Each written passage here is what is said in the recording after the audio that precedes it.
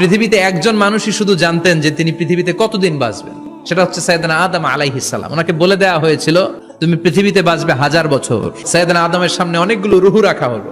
সাইয়েদনা আদম বললেন এরা কারা? আল্লাহ বললেন তোমার বংশধর। সাইয়েদনা আদম বললেন আল্লাহ ওই যে একটা রূহ দেখা যায় এটার নাম কি?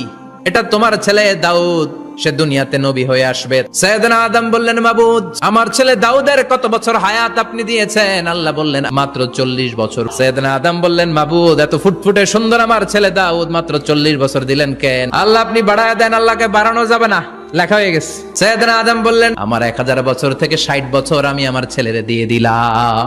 আর আদম আলাইহিস সালাম পেয়েছিলেন 1000 বছর, 60 কমে গেলে রইল কত? 940 বছর পৃথিবীতে থাকার পরে মালাকুল মাউত চলে এসেছে, এসে বলল জিইতু আন আকবাদা রূহাক, রূহ কবজ করতে আসছি।